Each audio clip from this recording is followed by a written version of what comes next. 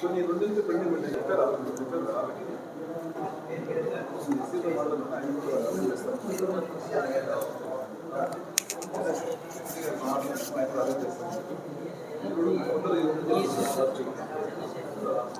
Complete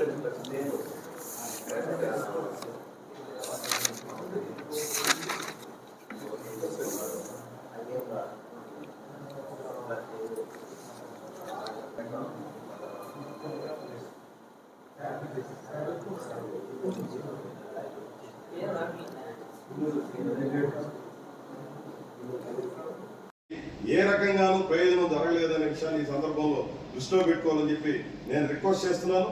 ఇప్పుడు true up charges పేరుతో, ఇంధన సర్దుబాటు ఛార్జీల పేరుతో, ఎలక్ట్రిసిటీ డ్యూటీ పేరుతో, ఇంకా రకరకాల పేర్లతో, ముఖ్యంగా ఈ 4 ఏళ్ల కాలంలో జరిగినటువంటి ఇవన్నీ కూడా మనం పరిగణలో తీసుకుంటే 2004 నుంచి 2014 దాకా వాడిన విద్యుత్కి ఇప్పుడు చెల్లించడమే సార్.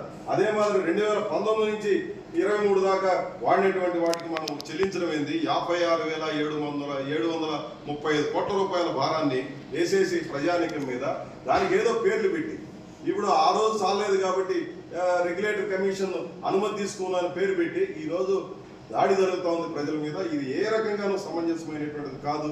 దాన్ని దృష్టిలో పెట్టుకోవాలని చెప్పి నేను కోరుతున్నాను. అన్నిటికంటే కీలకమైందంటే ఈరోజు మనం ఇట్లా మాట్లాడుకుంటాను, విద్యుత్ బిల్లు 2022 అమల్లోకి వస్తే ఈ ఈఆర్సీ కూడా ఏమి ఒక కనీసం మాట్లాడేదానికి సమస్యలు చెప్పుకునేదానికి కూడా ఉన్నటువంటి పరిస్థితి ఉండదు. కారణం ఏమంటే కేంద్ర ప్రభుత్వం తెస్తున్నటువంటి వినాశకరమైనటువంటి బిల్లు ఇది. ఈ బిల్లుకు వ్యతిరేకంగా మేము దేశంలో చాలా పెద్ద ఎత్తున పోరాటం కూడా చేశాము. ఇప్పటికీ అనేక మంది ఉద్యోగులు దీని మీద చాలా తీవ్రంగా వ్యతిరేకిస్తున్నారు. మహారాష్ట్రలో జరిగినటువంటి పోరాటం మీకు అందరూ కూడా దృష్టిలో ఉంటుంది. దీనికి వ్యతిరేకంగా చాలా పెద్ద ఫైట్ నడిపారు. సంస్కరణలకు వ్యతిరేకంగా ఈ ప్రభుత్వం కనీసం మాట్లాడడం, ఆ ప్రభుత్వం నష్టం జరిగేది డైరెక్ట్ గా ప్రభుత్వానికి. ప్రభుత్వం మాట్లాడకపోతే పోయింది, ప్రధాన ప్రతిపక్షంగా ఉన్నటువంటి వాళ్ళు కూడా మాట్లాడలేనటువంటి పరిస్థితి ఉంది. ఇది పూర్తిగా తీవ్రమైనటువంటి నష్టం జరుగుతుంది. ఈ సంస్కరణని ఎందుకు అమలు జరుపుతారంటే డబ్బుల కోసమే. ఈరోజు ఈ విద్యుత్ రంగంలో వస్తున్నటువంటి లాభాలని ఈ రంగాన్ని స్ట్రెంథన్ చేయడానికి ఉపయోగపడితేనో, లేదంటే ఒక ట్రాన్స్పరెంట్ గా ఇటని నడపడానికి లేదా ఉపయోగపెట్టడానికి ప్రయత్నం చేస్తేనో ఎవరు డబ్బులు ఇవ్వాల్సిన అవసరంలా, ప్రభుత్వం డబ్బులు ఇవ్వాల్సిన అవసరంలా, ఏ రకమైనటువంటి సబ్సిడీలు ఇవ్వాల్సిన అవసరంలా, దీన్ని ఫెయిర్గా నడిపి ఈ లాభాలన్నింటినీ కూడా కార్పొరేట్ కంపెనీలకో లేకపోతే ఇట్లాంటి వాళ్ళకో కాకుండా అల్టిమేట్ గా ప్రజలకు ఉపయోగపడేటట్టు, సంస్థకు ఉపయోగపడేటట్టు, ఉద్యోగులకు ఉపయోగపడేటట్టు కనుక నిర్ణయాలు జరిగి ఉంటే ఈ రకమైనటువంటి పరిస్థితులు ఈరోజు వస్తున్నటువంటి ఆదాయాన్నంతా ప్రైవేటు వాళ్ళకి ఇచ్చేస్తూ అల్టిమేట్ గా అదనపు పప్పుల కోసం ఈ సంస్కరణని అమలు చేయడం కోసం ఈ ప్రభుత్వం నిర్ణయం తీసుకోవడమే ఈ రకమైనటువంటి పరిస్థితి కారణం. ఈ రోజు 10,000 కోట్ల రూపాయల డబ్బులు తీసుకోవడం కోసం రాష్ట్రాన్ని తాకట్టు పెట్టేసినటువంటి పరిస్థితి. వాస్తవంగా విద్యుత్ అనేది ఉమ్మడి జాబితాలో ఉంది. రాష్ట్రానికి కేంద్ర ప్రభుత్వానికి సమన్వయంతో దీన్ని అంతా చేయాలి. కానీ రాష్ట్రాల కనీసం వాళ్ళ హక్కుల్ని అడుగుతున్నారా, వాళ్ళ అభిప్రాయాలు అడుగుతున్నారా? 13 రాష్ట్రాలు వ్యతిరేకించాయి దీన్ని. పార్లమెంట్ లో ప్రతిపక్షాలన్నీ వ్యతిరేకించాయి. దురదృష్టం ఏంటంటే ఈ రాష్ట్రంలో ఏ రకమైనటువంటి వ్యతిరేకత వ్యక్తం చేయకుండా దీన్ని ఒక ప్రయోగశాలగా మార్చేయడం అనేది చాలా దురదృష్టకరమైనటువంటిది. మీ బోర్డు ఎందుకంటే దీని మీద అవగాహన ఉన్నటువంటి వాళ్ళు, శక్తి కలిగినటువంటి వాళ్ళు, అనేక తీర్పులు ఇచ్చినటువంటి వాళ్ళు ఇది అరిష్టము అని చెప్పి ఈ సంస్కరణలు ఏ రకంగా వ్యతిరేకించాలని చెప్పి చెప్పాల్సినటువంటి అవసరం ఉంది. ఈ రాష్ట్రానికి సంబంధించిన వ్యక్తులుగా, మీరు తెలుగు వాళ్ళుగా ఇది అల్టిమేట్ గా భవిష్యత్ తరాలు మనల్ని క్షమించవు. భవిష్యత్ తరాలు తీవ్రంగా తప్పుబట్టి ఇప్పటికే చాలా నష్టం జరిగిందనే విషయాన్ని గమనంలో పెట్టుకోవాలని చెప్పి నేను కోరుతున్నాను. ఈ విద్యుత్ సంస్కరణ అమలు చేయడం ద్వారా తీవ్రమైనటువంటి నష్టం జరుగుతుంది. దాదాపు నిలుగుదోపిడి అయిపోయినటువంటి పరిస్థితి ఉంది. ఈ రోజు నేను ఇంత మునిపే చెప్పాను, ఈ చేసినటువంటి కొత్త ప్రయోగాల కారణంగా ఎంత నష్టం జరుగుతోంది మనకు. ఈ రోజు ఫిక్స్డ్ ఛార్జీల పేరుతో, కస్టమర్ ఛార్జీల పేరుతో, విద్యుత్ సుంకం పేరుతో, ట్రూప్ ఛార్జీల పేరుతో, సర్దుబాటు ఛార్జీల పేరుతో, ఇంధన ఛార్జీల పేరుతో, డిపాజిట్ చేయలేదని అదనపు డిపాజిట్ కట్టండి అనే పేరుతో ఎన్ని రకాల ఛార్జీలు సార్. ఇదేమన్నా ప్రజలకి అర్థమవుతున్నటువంటి పరిస్థితి ఉందా? ప్రతి సంవత్సరం ఈరోజు ఎప్పుడో 2014, 2019 దాకా వినియోగించుకున్నటువంటి కరెంటు బిల్లులకి ఇప్పుడు బిల్లులు కట్టమని చెప్పి చెప్పడం ఏంది? అదొక ఏమన్నా కనీసమైనటువంటి ఇది ఉందా? వీటన్నిటికీ ఒక సైంటిఫిక్ ఇది అథెంటిటీ ఏముంటుంది? ఈ విషయాల్ని దాదాపు 2,900 కోట్ల రూపాయల భారం 36 నెలల పాటు వసూలు చేసుకోమని చెప్పి ఈఆర్సీ అనుమతిని ఇవ్వడం అనేది కూడా సమంజసం కాదని చెప్పి నేను ఈ సందర్భంగా తెలియజేస్తున్నాను. అదే మాదిరి ఈరోజు బొగ్గు కొనుగోలుకు సంబంధించి ఏం సార్, మధ్యప్రదేశ్లో అక్కడ ఉన్నటువంటి మైనింగ్ డిపార్ట్మెంట్ బొగ్గుని వేలం వేసే సందర్భంలో ఇక్కడ ఉన్నటువంటి అధికారులు ఎందుకు పోరు? లేదా ఇక్కడ ఉన్నటువంటి యంత్రాంగం ఎందుకు పోదు? మన వేలం పాటలో ఎందుకు పాల్గొను? బొగ్గు అక్కడ తక్కువ ధర కొనుక్కొని ఈరోజు రాజులో చట్టంలో ఉన్నటువంటి ఒక చిన్న లొసుగును ఆధారం చేసుకొని విదేశీ బొగ్గు 20% కొనుగోలు చేయాలని చెప్పి కేంద్ర ప్రభుత్వం పెట్టినటువంటి క్లాజ్ ఆధారంగా ఈరోజు అదాని కొనుగోలు చేస్తాడు, విదేశీ బొగ్గు అని చెప్పి మళ్ళీ మనకి అమ్ముతాడు. అదేదో మీరే నేరుగా పోయి అక్కడ వేలం పాటలో పాల్గొని దీన్ని కొనుగోలు చేసుకోవచ్చు కదా. ఈరోజు ఎంత నష్టం జరిగింది? వేల కోట్ల రూపాయలు సంపదనంతా కూడా ఇట్లాంటి వాళ్ళకి ఇచ్చేస్తే ఈరోజు ఇదొక ఉదాహరణ సార్. ఇట్లాంటి అనేక ఉదాహరణలు మనం చెప్పుకోవచ్చు. ఇట్లాంటి ఒప్పందం 30 సంవత్సరాల పాట. ఇది అల్టిమేట్గా ఏం ప్రయోజనం? ఇది ఏ రకంగా చూసినప్పటికీ కార్పొరేట్లకి మనం ఏ రకంగా ఉపయోగపడుతున్నాము, ఈ సంస్థ ఏ రకంగా ఉపయోగపడుతుంది, ఈ ప్రజల యొక్క డబ్బుల్ని ఎట్లా దుర్వినియోగం చేస్తున్నారు, పందేరం చేస్తున్నారు, దానికి ఇది ఒక గరిష్టమైనటువంటి ఒక ఉదాహరణ.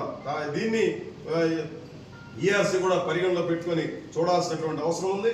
అది బొగ్గుది ఒక కుంభకోణం అయితే స్మార్ట్ మీటర్ల కుంభకోణం ఇంకోటి. స్మార్ట్ మీటర్ల పేరుతో, ప్రీపెయిడ్ మీటర్ల పేరుతో ఈరోజు ఈ విధానాన్ని తీసుకొని రావడం ఏ రకంగానూ సమంజసం కాదు. ఇప్పుడు మోడీ గారు రాష్ట్రాల మీద రుద్దుతున్నటువంటి విధానం RDSS, revamped distribution sector scheme అనేది ఇది ఒక సీరియస్ ప్రాబ్లంగా ఉంది. 1,89,00,000 వ్యవసాయేతర కనెక్షన్లకి ప్రీపెయిడ్ స్మార్ట్ మీటర్లు, ఈ రకంగా ఖర్చు 13,252 కోట్ల రూపాయలు. ఇది కన్సూమర్స్ మీద మళ్ళీ అల్టిమేట్గా ఇక్కడి నుంచి వసూలు చేసే కార్యక్రమం జరుగుతూ ఉంది. విద్యుత్ సర్దుబాటు ఛార్జీలకు కారణం పూర్తిగా పాలకుల వైఫల్యమే. బొగ్గు ఇంధనం కార్పొరేట్లు పెంచుకుని కృత్రిమ కొరత సృష్టించి కోట్ల రూపాయల డబ్బులు వసూలు చేస్తున్నారు. దీనికి మనం ఈ రకంగా తోడ్పడుతున్నాం. నేను దీంట్లో కూడా చెప్పాను, నిన్న కూడా ప్రస్తావన చేసి ఉంటారు. హిందూజా కంపెనీకి సంబంధించి 1,200 కోట్ల రూపాయలకి కౌంటర్ గ్యారంటీ ఇచ్చి ఇది మళ్ళీ ఎవరి మీద పడుతుంది? మళ్ళీ జనం మీద పడుతున్నటువంటి పరిస్థితి ఉంది. ఇట్లాంటి ఈ స్మార్ట్ మీటర్లు, ఈ వ్యవహారాలు, వీటన్నిటి మీద సమగ్రమైనటువంటి విచారణ జరపాల్సినటువంటి అవసరం ఉంది. ఒక భారీ అవినీతికి సంబంధించినటువంటి అంశం. 120 నెలల పాటు ఈ స్మార్ట్ మీటర్ల పేరుతో జనం నుంచి వసూలు చేసే కార్యక్రమం జరుగుతుంది. ఇది ఏ రకంగానూ సమంజసమైనటువంటి కాదు సార్. కాబట్టి మీరు దీంట్లో సీరియస్గా వ్యవహరించాలని చెప్పి నేను కోరుతున్నాను. ప్రీపెయిడ్ పద్ధతికి సంబంధించి విద్యుత్ వాడే సమయంలో బట్టి రేట్లని నిర్ణయించాలనే కొత్త విధానం రాబోతోంది. ఇది కూడా మళ్ళీ కార్పొరేట్ కంపెనీలకి వీళ్ళకి ఉపయోగపడేది తప్ప మామూలు ఈ అసలు నియంత్రణ ప్రభుత్వం యొక్క నియంత్రణ విద్యుత్ రంగం మీద లేకుండా అయిపోయే పరిస్థితి రావడం చాలా ప్రమాదకరం. ఇది అల్టిమేట్ గా చాలా తీవ్రమైనటువంటి నష్టం ప్రజలకు జరుగుతుందని చెప్పి నేను ఈ సందర్భంగా తెలియజేస్తున్నాం. దురదృష్టం ఏంటంటే విద్యుత్ సవరణ బిల్లు మీద ఏ రకమైనటువంటి చర్చ మన ఆంధ్ర రాష్ట్రంలో లేకపోవడం చాలా అన్యాయం. ఇది ప్రజలకే అర్థం కావడం లేదు, రాజకీయ పార్టీలు చర్చ చేయడం లేదు. దురదృష్టం ఏంటంటే మేము అసెంబ్లీలో లేవు. ఇక్కడ ఉన్నటువంటి ప్రధాన ప్రతిపక్షం కానీ లేదా అధికార పక్షం కానీ ఇది లాభమా నష్టమా, ఏ రకంగా దీంట్లో ఉంది అని చెప్పే విషయాలను ఏమాత్రం పరిగణలో లేకుండా, చర్చ లేకుండా చట్టసభల్లో చేతులు ఎత్తేసి పార్లమెంటులో ప్రశ్నించాల్సినటువంటి వాళ్ళు ఇక్కడి నుంచి పోయి చేతులు ఎత్తేసి ఈరోజు ఒక అన్యాయమైనటువంటి చట్టాన్ని ఈవెన్ బీజేపీ రాష్ట్రాలు వ్యతిరేకిస్తున్నటువంటి పరిస్థితి. బీజేపీ కేంద్రంలో ఉన్నటువంటి బీజేపీ ప్రభుత్వం ఈ బిల్లును ప్రవేశపెడితే మేము అమలు చేయమని చెప్పి వాళ్ళు అడ్డంగా మాట్లాడుతూ ఉంటే ఈ రాష్ట్రంలో ఏముంది సార్? ఈరోజు దాన్ని ప్రయోగశాలగా మార్చేసి చేస్తున్నటువంటిది చాలా అన్యాయమైనటువంటిది. ఇది కరెక్ట్ కూడా కాదని చెప్పి నేను ఈ సందర్భంగా తెలియజేస్తున్నాను. సార్, ఇక్కడ ఒక ముఖ్యమైనటువంటి విషయాన్ని మీరు కూడా గమనంలో పెట్టుకోవాల్సింది ఏమంటే, నేను పదే చెప్తున్నాను, ఇక్కడ ఈ రంగం ఇంత స్ట్రెంథన్ కావడానికి లేదా ఈరోజు ప్రజలకి ఎన్ని ఆటంకాలు వచ్చినా ఒక సమర్థవంతమైనటువంటి రంగంగా ఇది ఉంది. ఇప్పుడు కూడా నిన్న కూడా నేను పత్రికల్లో చూశాను, ఒక చోట ఒక అధికారి యొక్క నిర్వహణ కారణంగా మంచి ఫలితాలు సాధించారని చెప్పి ఆ అధికారిని కార్మికులందరూ సన్మానం చేశారని చెప్పేసి. ఇట్లాంటి అంకిత భావంతో కలిగినటువంటి ఉద్యోగులు, కార్మికులు వీళ్ళంతా ఉన్నటువంటి ఈ సంస్థలో కీలక పాత్రదారులుగా ఉన్నటువంటి వాళ్ళకి మేలు చేయాల్సినటువంటి అంశాలు మేలు చేయకుండా, వాళ్ళ వేతనాలు పెంచకుండా, లేదంటే వాళ్ళ కష్టాన్ని గుర్తించకుండా ఈరోజు అనుసరిస్తున్నటువంటి పద్ధతి మాత్రం చాలా అన్యాయం ఉంది. ఇప్పుడు మా ఉద్యోగులకు సంబంధించి పిఆర్సీ విషయంలో ప్రభుత్వం వ్యవహరించినటువంటి తీరు చాలా అన్యాయంగా ఉంది. దాని మీద వాళ్ళు రకరకాల పోరాటాలు చేశారు. ఏమీ ఈరోజు ఫలితం లేనటువంటి పద్ధతిలో ఉంది. ఏడాది ఒక పర్మనెంట్ ఉద్యోగులతో ఒక రకమైన సమస్య అయితే, కాంట్రాక్ట్ కార్మికులది లేదా రకరకాల పేరుతో పీస్ రేట్ల పేరుతో ఈ పేరుతో ఆ పేరుతో ఇబ్బంది పడుతున్నది. ఈరోజు ప్రభుత్వ విధాన ఫలితంగా తీవ్రమైనటువంటి నష్టానికి గురయ్యేది ఎవరనంటే ఈరోజు స్మార్ట్ మీటర్లు, ప్రీపెయిడ్ మీటర్లు అని అంటాను. దీనివల్ల వెంటనే నష్టపోయేది మీటర్ రైటర్లు. ప్రైవేట్ కలెక్షన్ ఏజెంట్స్ లేదా ఎస్పీఎం మరియు స్టార్ హమాలీలు ఇట్లాంటి వాళ్ళకి ఊరికి ఉద్యోగ భద్రత ఏమాత్రం లేదు. కాంట్రాక్ట్ అవుట్ సోర్సింగ్ లో పనిచేసే వర్కర్లు, పీస్ రేట్ వర్కర్లు, వీళ్ళకి ఎవరికి కనీసం ప్రభుత్వ పథకాలు కూడా వర్తించడం లేదు సార్. నేను ఇవన్నీ కూడా ఎందుకు ప్రస్తావన చేస్తున్నానంటే, మీ పరిధిలో లేకపోయినా చాలా విషయాల్ని మీరు ప్రస్తావన చేశారు. వాటికి సంబంధించిన రికమెండేషన్ చెప్పారు, ప్రభుత్వాలకు కూడా సూచనలు చేశారు. కొన్నిట్లో సానుకూలమైనటువంటి కలిగాయి. కానీ ఈరోజు ఈ వ్యవస్థ బలపడడానికి కారకులైనటువంటి ఉద్యోగుల గురించి చాలా అన్యాయమైనటువంటి పద్ధతిలో మేనేజ్మెంట్ వ్యవహరిస్తూ ఉంది. ఇప్పుడు నేను ఉదాహరణకి 1-2 విషయాలు ఇక్కడ ప్రస్తావన చేస్తాను సార్. ఇది అవసరం కూడా. కరోనా ఫస్ట్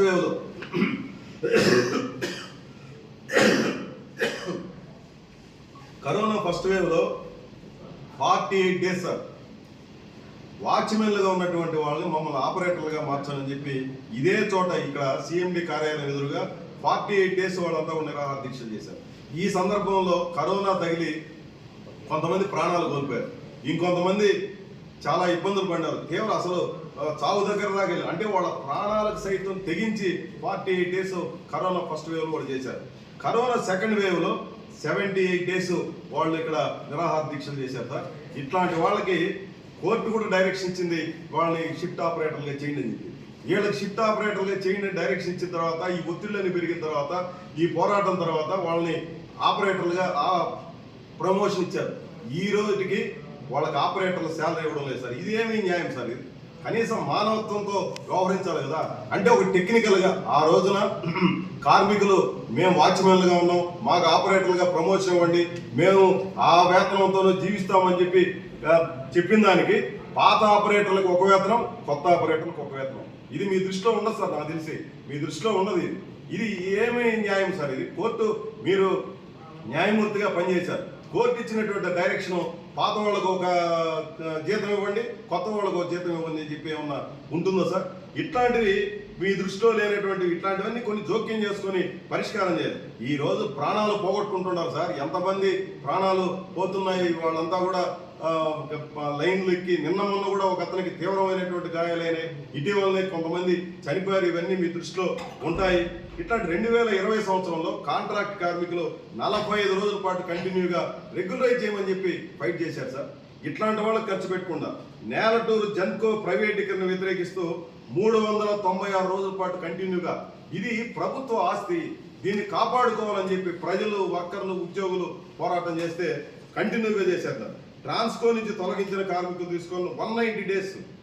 ఇట్లాంటి నేను ఎందుకు ఈ విషయాలన్నీ ప్రస్తావన చేస్తానంటే, చిన్నవాళ్ళు, ఈ డిపార్ట్మెంట్లో ఉన్నటువంటి చిన్నవాళ్ళు ఈ రంగం బాగుండాలి, ఈ రంగంలో మేము బలీయంగా ఉండాలని చెప్పి వాళ్ళు ఇన్ని రోజులు, ఈవెన్ కరోనా టైంలో కూడా ఇంతంత పెద్ద పోరాటాలు చేస్తా అంటే వాళ్ళకి న్యాయం జరగడం, వాళ్ళ గురించి చర్చే లేదు.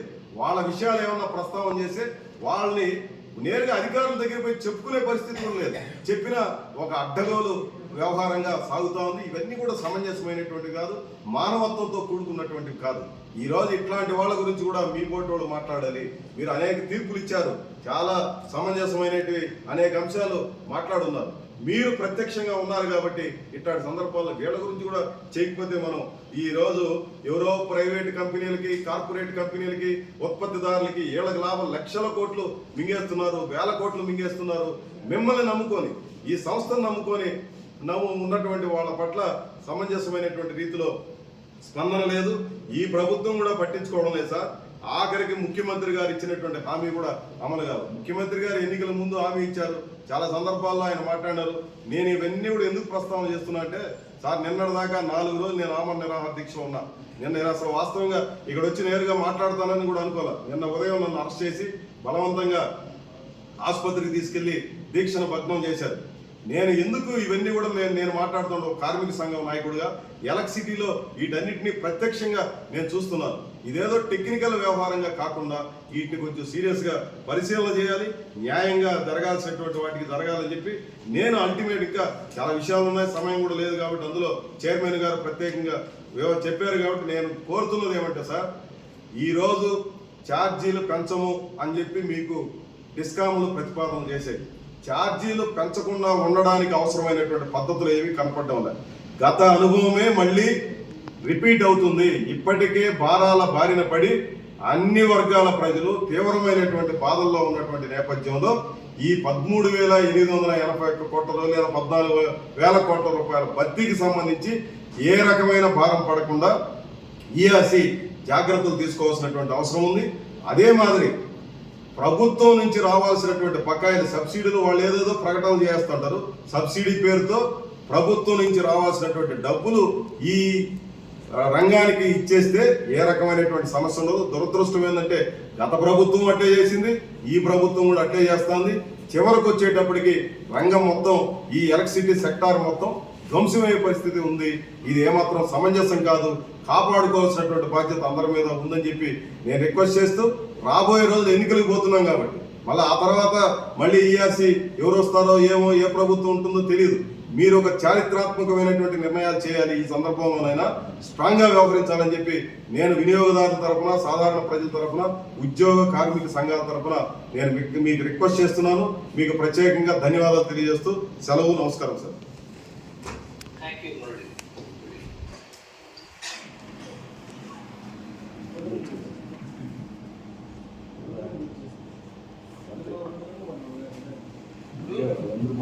Yes, Pratap. APS.